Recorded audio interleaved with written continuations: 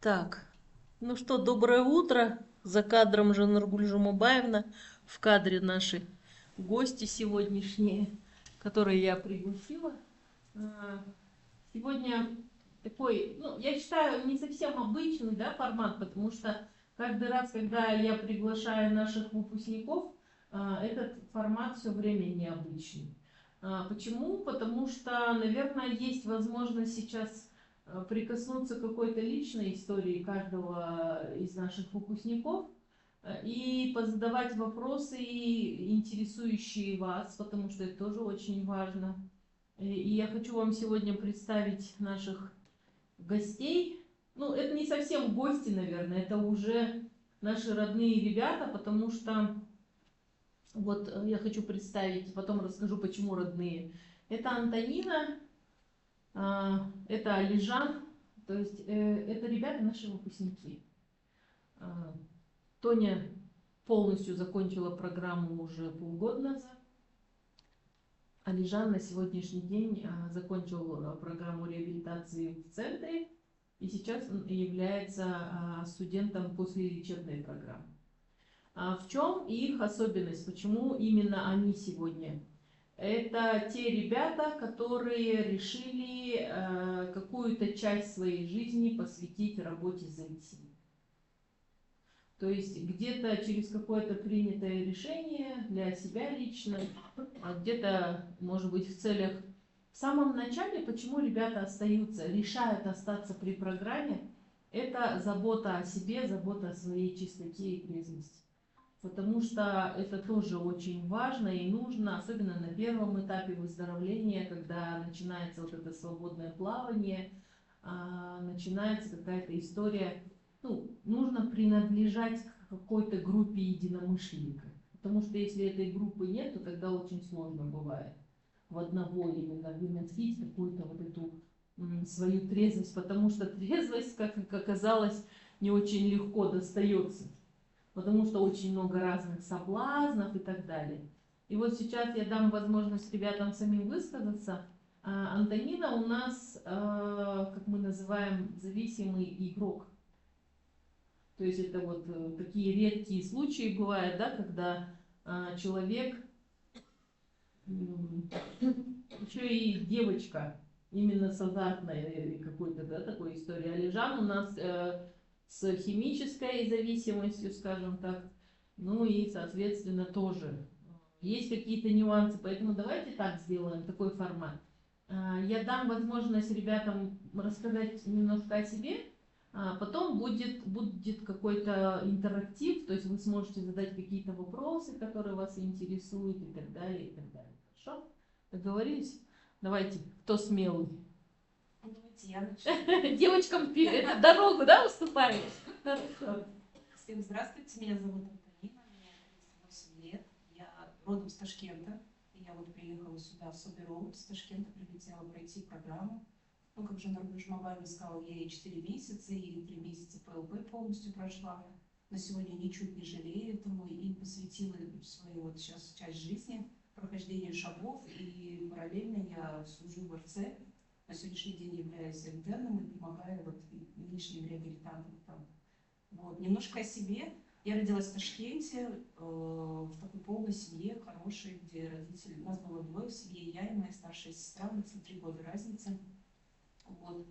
Родители, в принципе, всегда много работали, старались все для нас, все дать нам, что мама был всегда такой критерий, что она в своей жизни не получила, все, чтобы у нас было хорошо.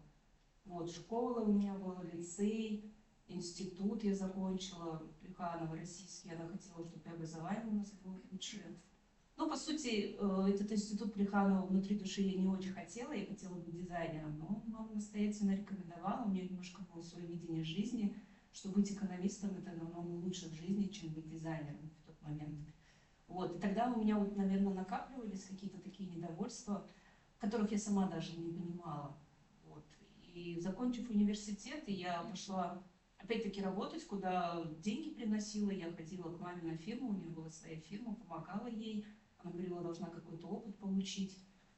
Я, в общем, следовала указаниям и делала то, что мне говорили. Вот. И, наверное, вот так все это происходило. Потом пришел период, когда Но я не хотела уже так идти, и у меня пришла мысль уехать. Это было лет 25 мне. И в тот момент я выбрала город Калининград. Мы нашли там какого-то дальнего-дальнего знакомого. И я хотела самой себе тоже чего-то доказать в этой жизни, что я что-то могу. Вот. Мама очень сильно переживала, прям совсем очень сильно, но она меня туда отправила.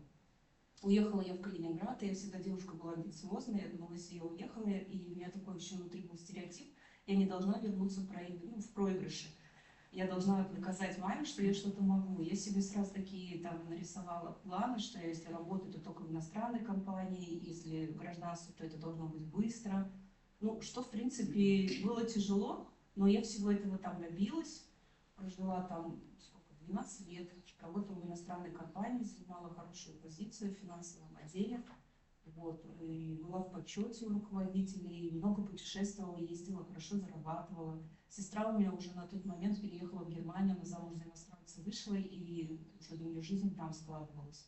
И вот так вот мы жили, родители в Ташкенте, я в Калининграде. У мамы всегда была мысль переехать в Россию. Но она всегда говорила, как только там окрепнешь, как только ты поймешь, что это действительно тот город, который тебе нравится, мы переедем. Вот. И как-то все вот так шло в моей жизни, мне всегда нужно было каких-то там эмоций, я всегда ездила, путешествовала, все складывалось хорошо, и взаимоотношения с мужчинами где-то выстраивала, ну, до замужества как-то что-то у меня не доходило, я всегда бежала от этого. Ну вот потом уже проработав себя, я тоже поняла, почему так у меня в жизни все складывалось. Вот мне нравилась эта какая-то свобода, своеволие, это того, чего мне когда-то там в Ташкенте не хватало. Это вот в таком плане у меня там уже начало проявляться, в искаженном понятии. Вот, и, видать, у меня был всегда страх, когда родители велели то, что я делала то, что им хотелось. Я думала, что вступив в какие-то серьезные отношения, начнется та же система, я буду делать то, что скажет муж. Вот на каком-то таком подсознательном уровне у меня была вот эта программа в голове. Ну вот я так проанализировала, думаю, и я избегала этого всячески. Вот. С зависимостью своей я столкнулась уже, когда мне было 34 года, в зрелом возрасте, имея образование, имея должность, имея круг, где не было вообще зависимых людей, где люди росли, чего-то добивались, где мы что-то планы строили, какие-то там мечтали бизнесы открыть. Такое общество было, где вообще не было игры. Откуда бы казалось мне в это дело попасть? И я всегда, смотрев рекламы, читая про мошенничество, я все понимала вот это, что это бред какой-то. И казино это бред. Но в моей жизни в тот момент наступил момент такой, какой-то переломный, и пустота была какая-то внутренняя, душевная. И еще послужило тому, что я обнаружила у себя миому. Но на тот момент я не знала, что это миома, у меня просто какая-то огромная шишка была. И я прям испугалась и ходила по врачам. Врачи мне ставили такие страшные диагнозы, говорили о том, что это можно удалить, но вместе с детородной системой, с маткой. А мне было так страшно, я помню, плакала в подушку и боялась даже об этом маме сказать, потому что в тот период был ковид. Был ковид, и не было возможности даже, ну, родителям даже при большом желании прилететь. А мама у меня была очень гипертревожная, я думала, сейчас я ей скажу эту информацию, как ей с этим жить в Ташкенте, она потеряет покой, и днем и ночью будет об этом думать. И я думаю, пока я не нашла решения, я как бы не буду ей об этом говорить. Я ходила по разным клиникам, проходила разные анализы, встречала разных врачей. Вот большинство говорили, нет, нет, нет, мы не можем взяться за эту операцию. Ну и вот это все я сама вот проживала. Ночью в подушку, ни с кем не делилась, плакала. Какое-то у меня было разочарование. Я думала, господи, за что мне это, почему так в моей жизни произошло. Вот, и как-то я нашла очень хорошего врача. Он мне сказал, я возьму за эту операцию. Вот, риски будут минимальные, если я посмотрю, что там я не могу сделать, чтобы все это дело сохранить, тогда я просто зашью все обратно и все, дальше как бы, ну ничего не буду делать-то. Окей, у меня появилась надежда какая-то прям, и в тот момент я позвонила маме и рассказала об этом. Потому что я уже сказала в такой форме, мам, у меня есть миома, но ты не переживай, уже есть врач, я уже договорилась, сходила, все хорошо, оперирует. Ну, как бы я уже вот этот финишный итог сказала, но все вот эти эмоции, которые там 1,5 месяца, 2 месяца я проживала, я ни с кем этим не делилась. Ну, не знаю, вот какая-то у меня замкнутая закрытость еще с детства была, я как будто такой своеобразный человечек родился. Наверное, от того, что я понимала, что мама у меня очень тревожная, и не хотелось ее лишний раз вот как-то дергать. А вообще правильнее, наверное, было бы делиться всем.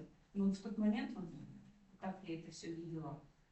Прошла операция, был этот ковид, ко мне никого не допускали, там даже друзья, которые у меня были в Калининграде, их не допускали. Врачи сказали, что у тебя слабый иммунитет, неделю спустя они меня выписали домой.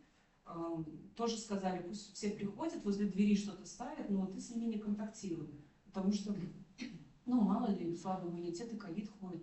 И я в такой изоляции оказалась в какой-то момент, то, что ну, вот привычный образ жизни, я общалась, я жила возле моря, у меня постоянно выходные в море, какие-то поездки. Так как я жила в Калининграде, часто куда-то в Польшу ездила. Всегда была такая насыщенная, разнообразная жизнь эмоциональная.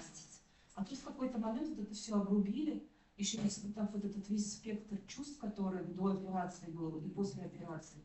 Я лежала дома первую неделю, помню, чувствовала себя вот какой-то никчемной, никому не нужной. У меня вот такой жуткий ЖКС включился. Я думаю, господи, почему это все со мной произошло? Я, конечно, благодарила, что хороший исход был операции, но все равно у меня какие-то внутренние страхи были. А вдруг я дальше не смогу забеременеть, а вдруг еще что-то. Я себя так разгоняла в голове, очень много всякого. И перечитала дома всю литературу, которая у меня была за эту неделю.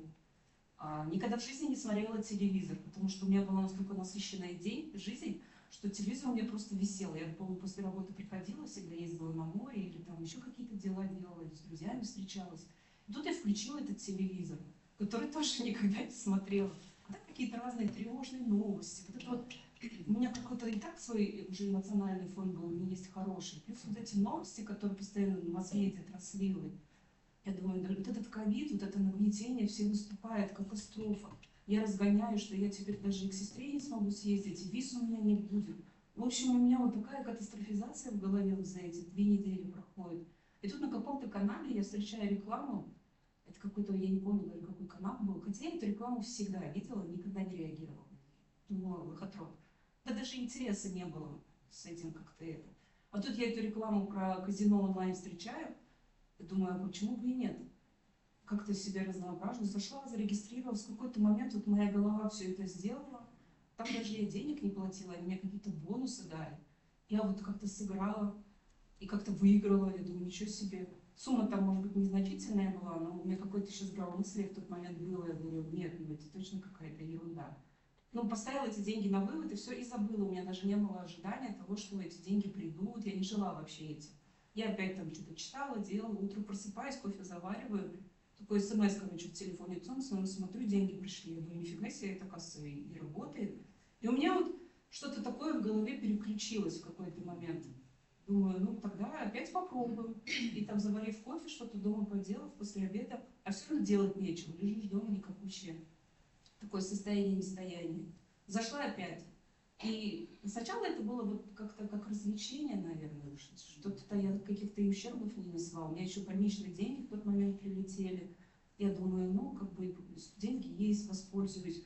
И вот как-то стала вот играть, сама того не заметив, где-то выигрывала, где-то проигрывала. Все это казалось мне вот исполнение каких-то эмоций. Вот уходила от своей реальности в эту игру, грубо говоря. Сейчас я поняла это. Тогда не понимала, когда вот жила, какие-то эмоции получала, восполняла, вот это компенсировала и радостно сидела. Вот. Но потом уже пришел момент, когда я уже не могла остановиться, когда уже я начала проигрывать. У меня в голове было такое, что я должна выиграть, чтобы восполнить все, что я проиграла. Вот эта вот одержимость какая-то включилась. И, в общем, я уже не могла остановиться, я уже столько делов наделала, и это за полгода или за год я очень быстро сгорела. Я проиграла деньги, которые мне присылали родители на покупку дома. Я уже стала ставки увеличивать, у меня уже толерантность выросла, я уже начала изоляцию, мне даже работу уже, когда допустили, там мы дистанционно работали, в принципе, в офис не надо было ездить ко мне, потому что я уже эту работу стала как-то делать быстренько и в игру. У меня уже какая-то в голове искаженное мышление стало быть. Я уже не фокусировалась на важных вещах, подруге написать, позвонить, книжку прочитать, еще что-то, меня уже все туда тянуло. В какой-то момент я даже сама задумывалась о том, что что-то идет не так. Но при этом я не могла остановиться, у меня все была одержимая мысль.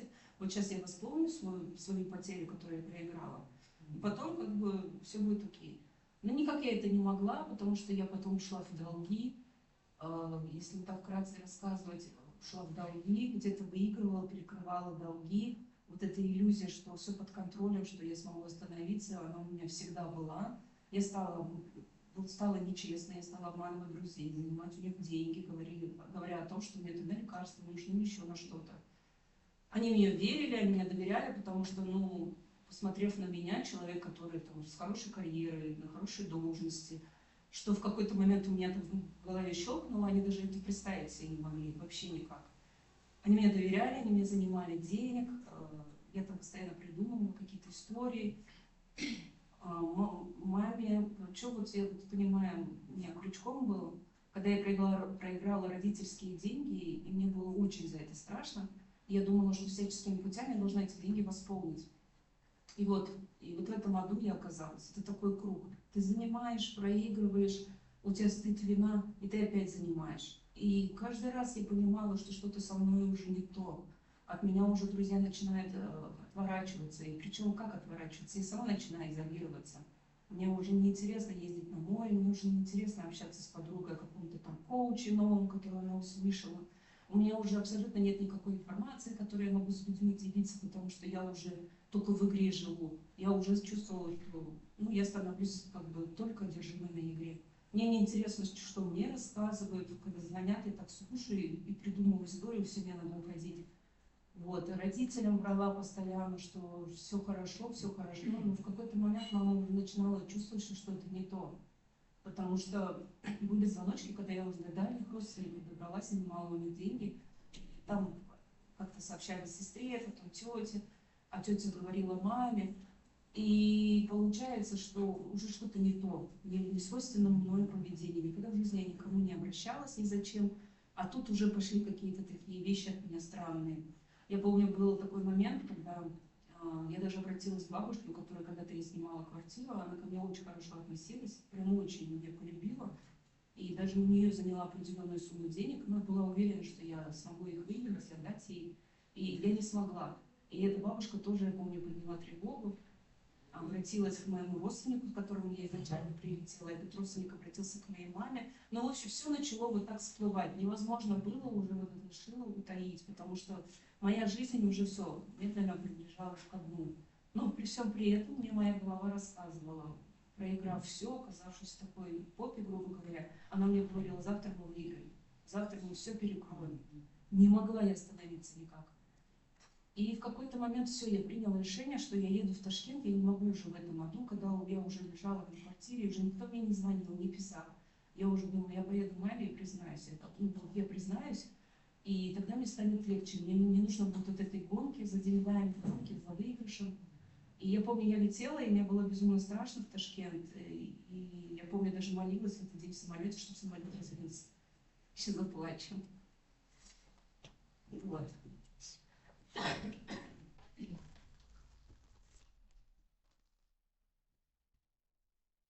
Мне очень было страшно столкнуться с этой правдой, потому что я жила всегда в иллюзии, что я выиграю, а тут правда. Мне было страшно, но я понимала, что, сказав эту правду, возможно, мне станет легче. Меня мама встретила в аэропорту, ей сказала: мам, я проиграла все. Мама была ошарашена. Говорит: да не может быть с твоим образованием, с твоей карьерой, с твоей головой. Ты просто не могла с этим столкнуться. Ты, говорит, наверное, в каких-то мошеннических схемах, либо тебя какой-то мужчина там окучил и забрал все деньги, ты боишься мне правду сказать. В общем, она не могла в это никак поверить, у нее такое было отрицание жесткое. Но потом мы с ней беседовали, все-таки она поверила потом. А я еще там МФО кредитов набрала, я до конца с ней честно не была, я только сказала ей о проигранных денег, которые она мне присылала. Но все остальное мне было очень страшно. Все-таки я оставляла себе какую-то форточку в голове, до конца быть честной я не смогла. Проходит время, мама говорит: хорошо, оставайся в Ташкенте, у тебя, видать, депрессия, лежи дома, приходи в себя, анализируй, почему, что произошло. И мы сразу за помощью к специалистам не обратились, мы подумали, что это вот такое в моей жизни случилось. Мы даже не знали, что это болезнь. И я просто находилась дома, я не знаю, мама меня оградила так от всяких таких каких-то вещей, я просто лежала, просто думала. И просто не было в моей жизни игры в тот момент, вот где-то 3-4 месяца, но при этом я была овощем, я не хотела жить, я не понимала, как дальше что делать. Я вот все в себя выжгла, все ресурсы, я просто лежала. И у меня не было желания что-либо делать, абсолютная апатия в жизни, нежелание в жизни. Вот. И в какой-то момент я залезла на сайт, и начали всплывать мои долги российские. Прошло время, на сайте ФССП начали вот эти должники, как бы, вот эти структуры выставлять деньги. И тут я думаю, блин, вроде я лежу дома, мы с мамой уже как-то все переговорили, у нас вроде и отношения уже нормальные. И сейчас вот эти долги, сейчас мама о них узнает, и у нас опять вот это все нарушится. Сейчас опять, думаю, будут скандалы, крики, расследования. Я опять испугалась столкнуться с вот этим. Мне опять голова сказала, надо что-то предпринять, надо пойти в игру, в этот раз нам точно повезет. И опять, короче, сорвалась и ушла играть. Ушла играть, я думала, у меня была такая иллюзия в голове, что сейчас я выиграю, закрою вот эти долги, мама ничего не узнает, и все у нас будет хорошо вроде как. Но, в общем, это мне не помогло. Я, короче, стала играть, стала воровать. От того, что у меня не было заработка, мне пришлось воровать. Я начала дома воровать. Я дома маме золото из ломбарда сдала. Какие-то там деньги с кошелька у нее забирала. Она как-то мне доверяла, она даже не пересчитывала никогда денег. Она не знала, сколько у нее денег в сумке. Настолько у нас были доверительные отношения, она даже не думала. А тут уже, вот, когда она действительно понимала, что деньги значительно исчезают, или она там отложила на что-то, а я тут 20 уже с вечера взяла. И она приезжает на работу, и у нее такой сюрприз. Она вечером возвращается, ты брала денег, я ей убеждаю, нет, не брала. У нее мысли на коллег, еще на кого-то, что кто-то что-то. Она уже там у других людей думает, а у меня внутри так паршиво, так плохо. Прям вообще иду ночью и плачу. Ну, сказать правду не могу. Потому что у меня все продолжает жить моя вот эта болезнь, иллюзия, что завтра точно будет хорошо, завтра будет мой день, я выиграю, и все это закроется. В итоге я стала писать маме письма, я стала обращаться даже к ее каким-то коллегам, знакомым, которые меня знали, чтобы они мне тоже одолжили деньги. И они мне одалживали, зная мой авторитет, зная, какой я человек, что я хороший человек, что вот сейчас они все думали, что я из Калининграда вернулась в Ташкент. Ну, вот просто вернулась к родителям, там, что-то вот как-то так. Одалживали. Вот это безумие я продолжала творить. В общем, я снова второе дно стала пробивать. Приехала с одним дном, и со своей нечестности я начала идти еще глубже в это дно. Еще хуже наделала делов, там золото из дома забрала, обманывала. Ну, папа даже, я помню, кредит оформил, с чем я, в принципе, приехала в Регу, и потом маме призналась. Вот. И в какой-то момент я себя ненавидела, выходила в зеркало и говорила, это не я не могла быть такой, у меня были хорошие отношения, у меня были ценности в жизни, почему я такой стала, в кого я превратилась. Я думала, у меня какой-то вес во мне живет какой-то, я думала, у меня шизофрения, что я творю, в какой-то момент мозг переключается, я сама не соображаю, потому что я всегда понимала, что я творю, и это было мне не свойственно, у меня прям боль в душе была, потому что такие поступки мне были не свойственны. Я испытывала дикую боль постоянно от этого. И я начала постепенно признаваться маме о том, что вот эти долги есть. Она их сама и увидела, и обнаружила, она за ними следила. И я сначала придумала даже такие аферистические истории, что эти долги, это якобы на чужого человека выставлены, это просто на меня по ошибке выставили. Мама даже в какой-то степени верила этому. И потом я призналась, что это мои долги, и мы начали их закрывать. И мне как-то легче и легче становилось. А в голове моя болезнь мне рассказывала, блин, а если еще что-то всплывет? Ведь я в агонии не понимала, сколько я микрокредитов оформила. Нам нужно на всякий случай деньги, если еще что-то всплывет, чтобы мы перекрыли. Чтобы вот опять не было такого разрыва, что вот только опять отношения восстановятся. В общем, нечестность это присутствовала до последнего, пока, я помню, пиковый момент был, когда я с папиной пенсионной карты набрала деньги, и папа это обнаружил. И я помню, что это такое уже дно, и все, я уже не могу, я проснулась, и маме говорю, мам, я помню, мама уехала на работу, вот это все вскрылось, и я просто уже в таком отчаянии, как загнанный зверек была, я не хотела этого, я папе сказала, как поехали, я увидела в интернете, там у нас есть организация «Кратус», у них там какая-то акция бесплатная, ты там транслируешь из своей болезни, а тебе предоставляют возможность помощи. Я опустила момент, что до этого, прежде чем обратиться в Кратус, как я их знала, я ходила к специалисту, меня мама направила по химической зависимости. Он был не игроман, а наркоман. И я с ним проходила вот на протяжении полугода, у нас раз в неделю были встречи. Вроде как на каком-то этапе он мне помогал, я пыталась быть честной, прописывала с ним задания. Он мне даже говорил, что это у тебя болезнь, вот это все как бы рассказывал мне. Но я приходила домой, и я с ним тоже не смогла быть до конца честной, потому что вот эти долги, они меня отягощали. И я все как-то пыталась с ним проработать, приду домой. Еще такие моменты были дома триггерные. Мама смотрит, пусть говорят, или еще что-то там, мошенников показывают, еще что-то. А я уже на себя натягиваю, и папа такой, ну, у нас не лучше, там. Я такая, блин, у меня так плохо становилось, я в каких-то моментах уходила. Меня вот это все жутко триггерило. И этот специалист, в общем, он хотел мне помочь, но так как я до конца не была честной и открытой с ним, он мне не смог помочь. Вот. Но в каких-то моментах он мне очень много чего подсветил, хотя бы подсветил, что во мне все вот это есть. И вот был момент, когда я с папиной карты вот пенсию угнала, проиграла, мама уехала на работу, мама уже в отчаянии, она мне уже говорит, я с тобой не могу жить, вот с тобой независимой было бы хорошо, а с тобой зависимой я просто не могу жить. Мы уже пришли к такому накалу страстей, что дома абсолютно недоверие, они меня боятся, они все пересчитывают, они знают, что я все обокрала, украла. Это просто вот в таком диком напряжении ты дома живешь, и ты еще как бы их дочь, и в то же время ты чувствуешь себя не дочерью, которой ты была, а каким-то бесом, который сидит и жизнь и портит. Вот. И я приняла решение, все, я сказала, что я хочу в рехаб, я не могу остановиться. И вот увидела акцию, в Градусе поехала, подписала там, контракт. И я помню, в тот момент я еще маме по работе помогала. Помогала маме, мама говорит, ну давай ты там поможешь мне с отчетами и вяжешь. И так получилось, что им нужен был срочно человечек. Наверное, это высшая сила так распорядилась. Им нужно было срочно человечек, а мне срочно как бы не было возможности. И они расторгли этот контракт, и я тогда и расстроилась, конечно, но я пришла к ним в этот день на СОЗу с родителями. И Туда же встреча. да. И туда приехала Жумаргуль Жумабаевна и Дана Хаджиевна. И они, как от Казахстана, приехали как от Собера и рассказывали, что есть такой реабилитационный центр, рассказывали про зависимость. И мне даже это больше надежды внушило, потому что это уже очень давно в Казахстане, и специалисты этим очень давно занимаются. А в Ташкенте они только-только начинали, там, второй год, приехали специалисты с России развивать это. И я подумала, что, ну, наверное, вот это и есть высшая сила. Я помню, подошла к Жумаргуль Жумабаевне и говорю, игровая зависимость, она лечится, потому что у меня уже настолько было отчаяние и неверы во все вот это. Мне казалось, ну, во мне эти бесы живут, и что я никогда не смогу вернуться к заводским настройкам. Никогда. И Жумаргуль Жумабаева сказала, лечится. И я помню ее взгляд, я пришла домой, начала в Инстаграме мониторить, искать этого человечка.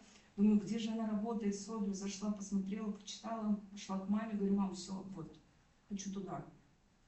Мама уже такая, окей. Она до последнего тоже меня спасала, и действительно она меня спасала, она закрывала долги, и она всегда верила, и я всегда этому безумно верила. Сколько раз я ей обещала, мама, давай это закроем, я не буду играть.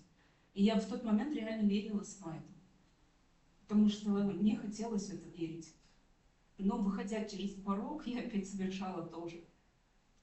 Даже стыдно за это. В общем, я оказалась в рехабе. Мы приняли быстрое решение, это было в феврале. Да, да нет, это было в начале марта, и где-то 15 марта я уже прилетела. Оказалась в рехабе, что, в принципе, самое первое, что мне стало легко, остановился мой этот порочный круг. Занять, проиграть, пообещать, где-то своровать и снова пойти в игру. Это все остановилось, я помню, что я там даже первую неделю стала спать нормально. До этого не могла. Даже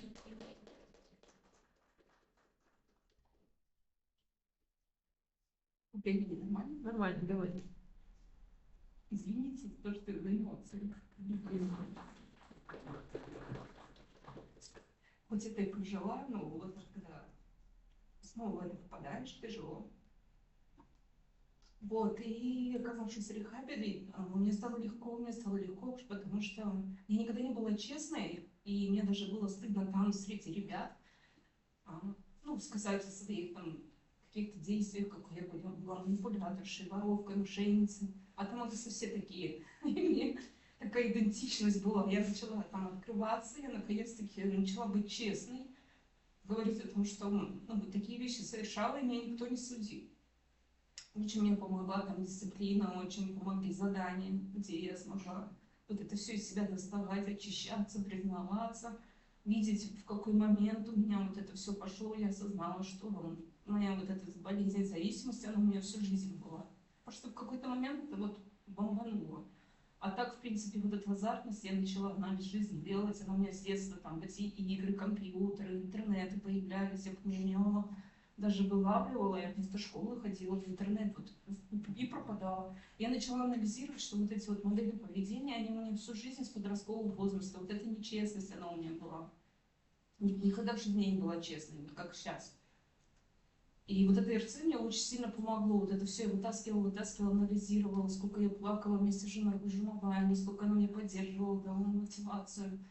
Как я начала проговаривать с мамой по телефону честно там, о каких-то долгах. И все равно всегда страх присутствовал. Это же новое что-то для меня.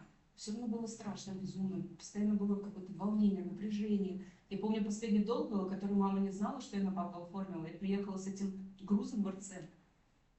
И мне нужно было это сказать, видать, тоже, видать, ну, все, что не делается, это все от Бога. И я помню, жена Рабушимабаева нам помогала в этом, потому что мама тоже всякие процессы. У нее опять во мне разочарование было, потому что она говорит, ну как ты могла, ты же уже в рехаб собиралась. Это было такое безумие, я знала, что я иду в рехаб, и я оформляю этот... Нет, это немножко раньше я оформила, но я продолжаю играть даже в ночь отлета в рехаб.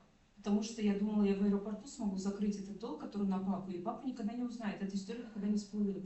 И я в ночь отлета, я знала, что у меня в 7 утра рейс, и я вот в эту ночь играла. Я думала, мне голова рассказывает, так ты даже если выиграешь, но мне этот вывод, ты не дождешься, ты приедешь в рехаб, у тебя не будет телефона. Но голова мне говорила, нет, в аэропорту эти деньги поступят, и я в аэропорту перед вылетом это закрою, и все будет хорошо, у папы проблем не будет. А вот насколько вот эта болезнь была, блин, сейчас я вспоминаю, это ужас. Просто, насколько у меня было искаженное уже вот прям больное мышление. И вот в рехабе, в РЦ, вот это все мне помогло распаковать, я стала честной.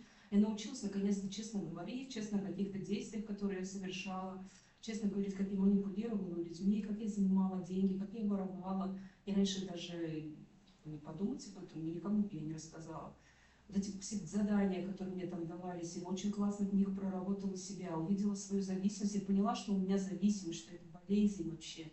До этого я не думала, что это настолько все глубоко.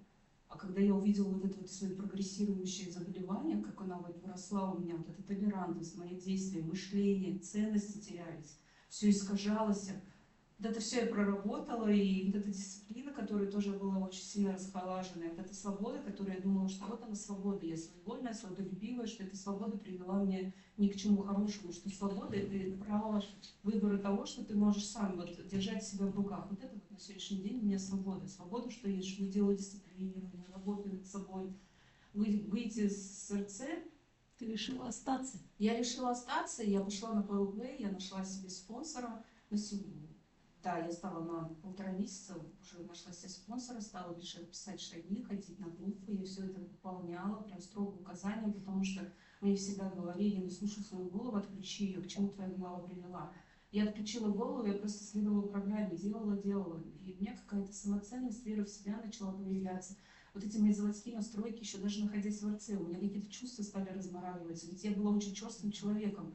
Это, видать, моя психика так работала, чтобы совершать такие действия, смотреть на слезы матери, и при этом не пойти, не вздернуться, это вот заморозка чувств спасла мне в какой-то момент мою жизнь, потому что у меня суицидальные мысли были, но не до такой степени, чтобы я пошла и что-то сделала. Но смотреть на слезы матери я бы раньше не смогла. А в зависимости я смотрела на эти слезы и также обещала, что я не буду играть. И при этом я шла и играла через какое-то время. Видать, вот эта вот заморозка моих чувств давала. Почему ты решила остаться? Почему я решила остаться? Потому что я решила пойти по программе. Тебя звали в Ташкент, в реабилитационный центр, чтобы ты там осталась, это твоя родная страна. Потому что я очень благодарна Соберу. Вы для меня как вторая мама. Потому что я помню, что вы меня со дна прям, вот я помню, как я плакала у вас. И как я смотрела на вас, всегда и ждала вас в ожидании. И как каждый раз, когда вы уходили, мне становилось все легче.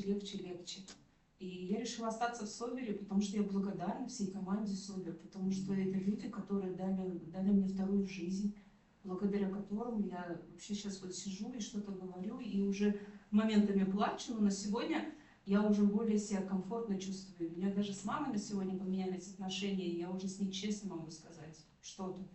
Я не хочу сказать, что на сегодня мои последствия все вот так улетучились, что жизнь такая волшебная стала после реабилитации. Мое отношение стало другим. Я честность приобрела. Я стала с человеком быть честной, если что-то там возникает, какие-то долги, страх возникает. Я помню, первая модель в январе всплыл долг, который сейчас 26-й год, 20-го года, там, 5 лет прошло, всплыл.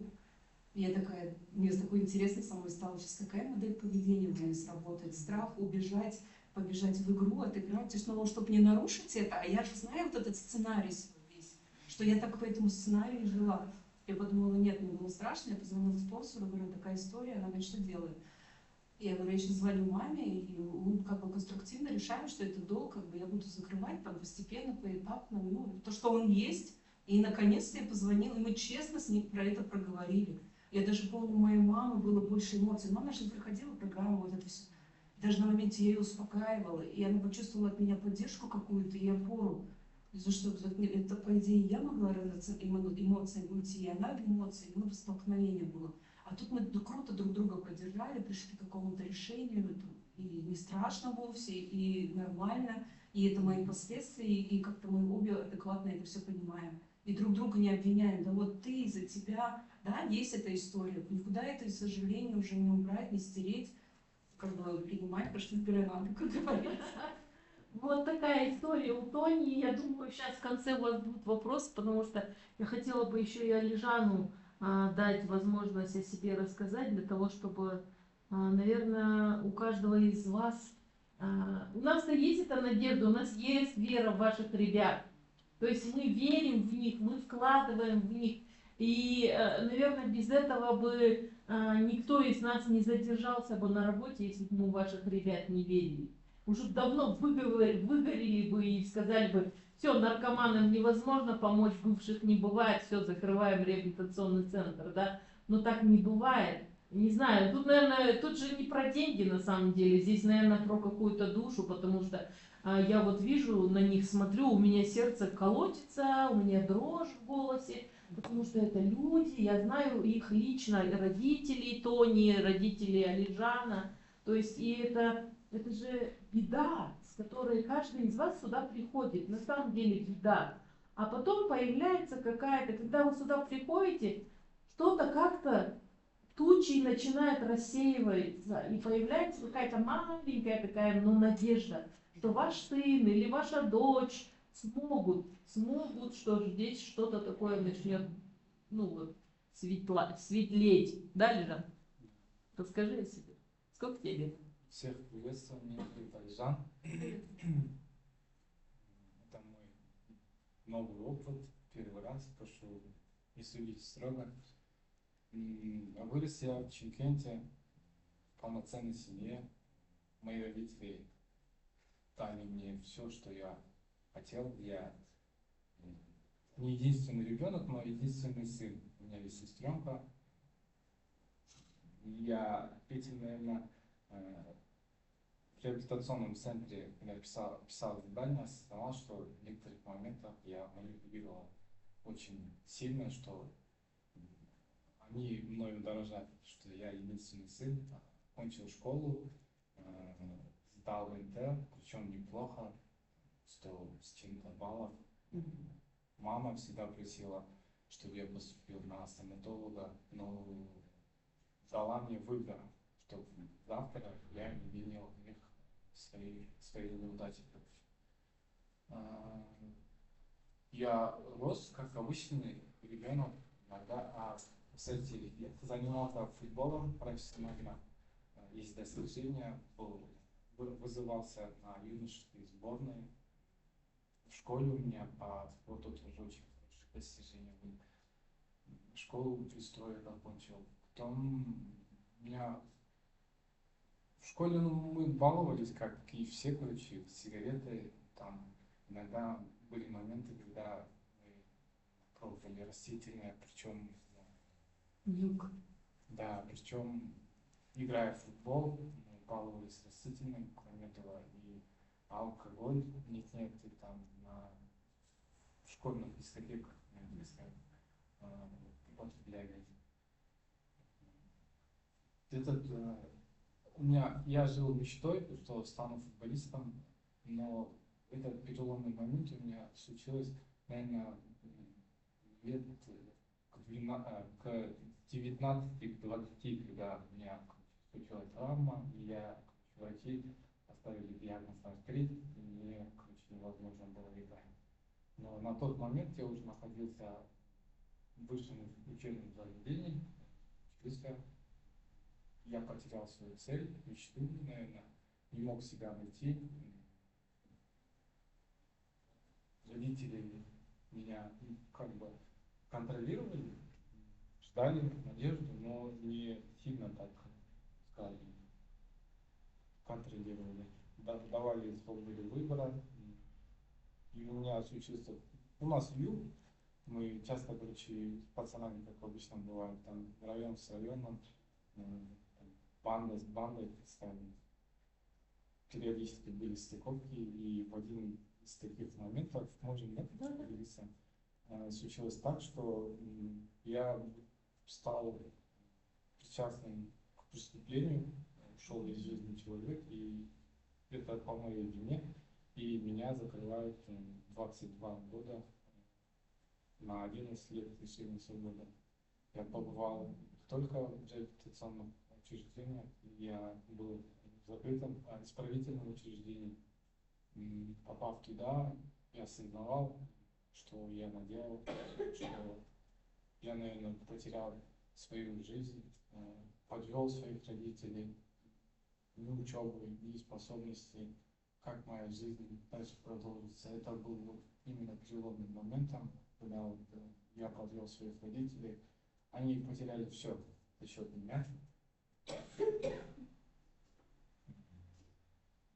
Они продали все, что у них было. И у меня, поначалу начали со второй части, там грозил срок очень большой, но родители постарались так, чтобы мне дали поменьше срока, за что я благодарен. Находясь там, я решил изменить свою жизнь к лучшему, не просто там какая-то там платная жизнь с отрадными там идеями какими-то. Я решил, короче, научиться чему-то, находясь там. Работал, учился, у меня 3 лет оттуда. Были миссии какие-то. Находясь там, у нас было все, и наркотические средства, и алкоголь, все. Но у меня был контроль, потому что я знал, что меня ждут дома. Потом, находясь там, я женился, познакомился со своей супругой, официально мы женились. Выйдя в социум, я не осознавал, что у меня напряжения какие-то накапливаются. Я видел, как ребята вообще в фильмах собираются, или как кто-то идет к психологу и выздоравливает. Но я думаю, это только в фильмах, да, Америка. У нас так не работает. Решил, поначалу хотел совсем справиться сам, с кем не делился, с родителями особо так не беседовал. Выйдя в социум, мы начали жить в Алмате, у нас свой дом. Нас встретили, я привел жену, начали жить. Какой-то, наверное, я это все осознал в реабилитационном центре, когда она сделала все это. Выйдя несколько лет, моя жена не могла забеременеть. Это тоже было очень большим таким напряжением. Но отец настаивал на том, чтобы я все уже, короче, развелся. Не то, чтобы развелся, он намекал периодически, что он хочет своего внука. И я этим не мог поделиться со своей женой, с мамой поделиться. Он намекал издалека. Я был без выходности, да, заложников. Люблю свою супругу и не могу развестись. У меня тоже жила надежда какая-то внутри, скажем так. И я не находил вообще выхода из этого положения. И я уходил поначалу именно относительно. И в алкоголь. Убегал от реальности. Думал, что это решится, наверное. Тогда я про программу не знал. Потом у меня окружение стало меняться. Именно из зависимых. В один день мне предложили именно химические наркотики. И находясь в таком напряжении, в стрессе, с таким багажем, с грузом, я даже не подумал, правильно или нет. Я взял и употребил. Я думал, это мне поможет. И мне эти наркотики очень сильно понравились. Очень сильно. Я думал, вот это мой выход, это моя цель. Я думаю, если его не потреблять, оказывается, можно короче забыть про все свои проблемы. Поначалу я употреблял редко, да. Я думал, контроль возможен. Очень редко.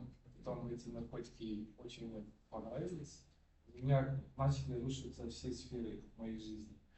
Получается, Сколько ты употреблял по времени? по времени 2023 в 2 декабре года. начал, да. В 25-м я уже обратился сюда. То есть 2 года активно. За 2 года активного употребления ты доупотреблялся до реабилитационного центра. Да. Что было последним решением, что ты, Алижан, ты идешь в реабилитацию? Я обращался в 2024 году, когда я уже столкнулся с этой химической зависимостью, я очень много задавал себе вопросы, куда я иду, кем я стану, вообще, какова цель моей жизни. И через год моего употребления я обратился именно, я уже начал искать в интернете как пути выхода, что это за наркотики. Я обратился именно в этот детокс, тогда Алмаз был, я помню. Но тогда я не поделился со своей химической зависимостью. То есть ты просто прокапался? Нет, не прокапался. Просто побеседовал? Да, консультировался. С отцом поехал. Я обратился, вот родителям сказал. Ну тогда еще я не пробил дно. Я не был в безумии, короче, и у меня не были поступки такие, короче, страшные. Тогда у меня как будто все под контролем, но на осознанности я пришел. Но не остался. Не остался, не поделился именно с химической зависимостью. Я им объяснил, что иногда попиваю, иногда растительное курю, но про химическую зависимость. Именно вот тогда Алмаз мне задал такой наводящий вопрос, а есть в окружении тебя люди, которые употребляют химическую зависимость, химические наркотики? Я сказал да. И он, наверное, тогда и догадался, что я все уже начал потреблять, но он мне сказал, давайте поговорите с семьей, но имей в виду, ты один не справишься. Я такой на самоуверенности, короче, ушел оттуда, я ему отправил аудиосообщение, говорю, нет, если вот 99,9 людей не могут справиться, я буду находиться в одних этих процентах. Я один красавчик. Да, выиграю. Ну, как оказалось, ты не выиграл. Да, ну потом по стечению времени у меня полетели все сферы. Я начал брать кредиты, я начал брать долги. Опять начались вопросы, куда все деньги деваются. При малейшей ссоре с женой я уходил из дома со своими злоупотребами. Потом... Тут ты оказался в реабилитации. Давай перескочим вот этот критический момент, когда ты уже был у критической черты, ты в реабилитации. Где-то, знаешь, какой месяц? Где-то 2,5 месяца реабилитации прошло. Вот про тот переломный момент, когда ты решил по-настоящему выздоравливать. Я могу поделиться еще с последней ситуацией, вот именно когда было очень тяжело, когда я вот так обратился в реабилитационный центр. Я помню, я уже весь в долгах, весь в кредитах, работаю, но эти зарплаты я должен был принести семье. Мои родители... родился мой сын, кстати. Родился мой сын в 25-м году. Я понял, что это уже не пойдет так. Я должен примером быть для своего сына. У меня какая-то любовь появилась, ответственность. Я начал понимать своих родителей, как они меня любили. Держа своего сына, я начал понимать, как мои родители, оказывается, очень сильно меня любят. Но не мог справиться с этим. Я работал параллельно, вся зарплата уходила на наркотики и долги, а мои родители обеспечивали мою семью. Получается, сына, жену, все необходимости. В последний переломный момент у меня случился так, что я просидел всю зарплату на наркотики, а мои домашние знают, что вот на днях мне должны уже зарплату давать. Я чувствую себя, я должен и выкарабкаться с долгов, и отдать родителям.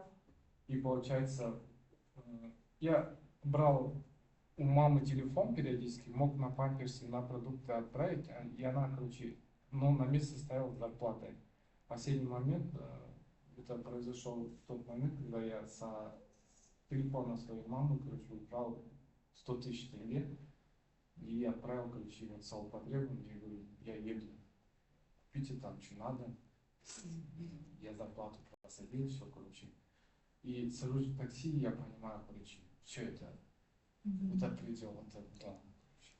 Пишу в группу, у нас там чат семейный. Я пишу в группу, я говорю, мам, пап, у меня сестренка тоже здравомыслящая, такая, больше сделает. Она тоже в группе, я говорю, сестренка, помогите мне. Я вот нахожусь в такой безумии. Я на данный момент, короче, просадил всю зарплату, я без долга. Я все, руку поднимаю. У меня родился сын, я хочу извиниться. И вот мы обратились в реабилитационный центр. Детокс меня положили. После детокса я последовательно именно собер. Я рад, что среди стольких реабилитационных центров, у которых программы разного вида, я попал именно в собер. Потому что здесь больше, наверное, тебе дают вариант прийти осознанно, не из-под палки, не там, пытаясь тебе что-нибудь там мозг, какую-то там программу пихнуть, на осознанность, чтобы ты, сдавая вот эти все задания, я осознал, что мозг мой помнит все вот эти только приятные моменты, но последствия, оказывается, у меня куда уж плохие. Вот ты сейчас пошел волонтерить. Тебя заставили? Нет. Почему? Потому что у меня разные ситуации были в реабилитации. Я там сопротивлялся, потом, придя в себя, короче, но мне объяснили, что это моя болезнь, ищет пути употребления. Мой организм, тяги, да? Да, тяги. Мой организм полностью не восстановился, и вот мой мозг ищет пути, короче, употребления. И когда мне было тяжело, когда я вот эти все свои чувства проживал, я задался вопросом, а почему вот люди, консультанты, они же точно с такой же зависимостью, но они выравнивают всех ребят. У них нет разницы, ты богат или беден, ты наркоман или алкоголик, роман. Пример, по-моему, и девчонки были. Они вообще на пол не смотрят, они выравнивают и находятся всегда в одном состоянии, уравновешенном, в здравомыслии. И вот как они добились вот этого положения? Ты вот, хочешь, как они? Да, да. И вот меня заинтересовало. Я хочу Понимаете, это вот этот пытливый ум, да, звезд с неба не хватаем, да, но хотя бы вот этот консультант, который 3 года чистый, 5 лет чистый, он что-то делает, я смотрю на него и говорю, я тоже так хочу. Я тоже хочу улыбаться, но не от наркотиков, не от алкоголя. Я хочу трезво улыбаться. Я тоже хочу спать. Не без этих, без снотворных, а просто спать как здоровый, обыкновенный человек, да? Я хочу, чтобы у меня был режим, и я еще, наверное, хочу помогать, да, ребят? Потому что вот эта история, вот вы заметили, у каждого, и у Тони, и у Алижана, все время причина какая-то травма. Травма, спорт, он ушел из спорта из-за травмы. Травма, связанная с какой-то болезнью, вот это состояние, страх и так далее, то есть какая-то пустота, и человеку надо что-то заполнить этой пустотой. Не пустотой, вернее, а наркотиками. Эту пустоту. Ну да, заполнялись. Да? А теперь, соответственно, наверное, начинаем духовно помогать другим. И вот это какая-то история про то, что вот загорелась какая-то звездочка, я иду этой звезде, да? Темно, страшно, холодно, голодно, но они идут. И у меня большое уважение к этим ребятам. Потому что, я еще раз хочу сказать, это не реклама Собера, это надежда каждому из вас, что, ну, вообще возможно.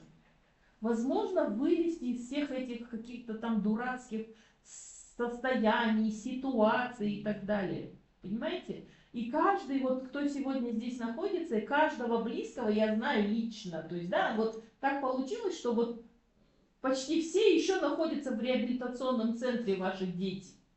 Только вот ваш муж, да, вот, слава богу, вышел, но он тем не менее находится под какой-то еще этой заботой Собера, потому что, да, он работает с психологами и так далее. То есть какая-то вот эта история про то, что ну, надо работать. Правильно я говорю? Программа когда работает? Когда ты работаешь по нему. Когда у тебя есть желание и когда ты по этой программе работаешь. Потому что многие ребята говорят, да я сейчас выйду. Я родителям скажу, что нифига ваша программа не работает. Ладно, я ради вас там побуду. Да, конечно, она не работает, если по ней не работать. Если не писать задания, шаги и так далее. А Лежан, я вот специально пригласила вот такой контраст, да? Тоня у нас уже закончила программу. Она уже полгода в самостоятельном плавании, даже чуть больше, да? Какие-то вещи делает. Ты сейчас какой шаг, на каком шагу ты? Я вчера накрыла 10-й шаг, перешла на 11-й шаг. И понимаете, это как раз таки очень большое достижение. И это говорит о том, что за полгода человек сделал. А дальше она пойдет по анонимным алкоголикам, даже если сама алкоголиком не является. А потом она пойдет по анонимным наркоманам этот круг делать, потому что она таким же ребятам помогает, понимаете? У Алижана все еще впереди. Но очень хочется, да, то есть вот это, понимаете, вот чтобы человек вышел сюда на эту сцену, это вот они сейчас уйдут и у себя где-то там в самоанализе вот такую большую галочку поставят. Понимаете? Когда это сделал? Когда это смог? Потому что сегодняшняя лекция для них это мотивация, достижение, что они что-то в этой жизни смогли. И ваши смогут. Вот я вам точно даю, вот, ну не то что обещание, ваши смогут, если будут делать. А у каждого вот такой ресурс, у каждого из ваших близких. И если бы у нас было еще время, мы бы сейчас тут с вами сидели еще часа полтора как минимум, да? Давайте 2 вопроса вот ребятам и будем делать перерыв. Есть вопросы? Можете просто что-нибудь пожелать. Хочу похвалить. Да. Ребята, вы молодцы. Самый главный враг в нашей жизни это не сосед, не друг, там, не мы сами себе враги. Это самый злейший враг, это мы сами себе. Но вы этого врага победили, вы молодцы. В процессе побеждения, да, на самом деле, да, хорошо, да. Хотела вас, Алижана, поблагодарить, что делитесь такими рассказами, потому что мы же здесь родные сидящие, это значит, очень любим своих родных, которые еще в центре. И после таких рассказов, ну, какая-то надежда появляется, что все хорошо будет. Ваша история, Тоня, очень близка к нашей истории, но это было судьбу. И вот вы дали мне какую-то надежду сейчас. Спасибо. Спасибо большое. Вы можете в перерыве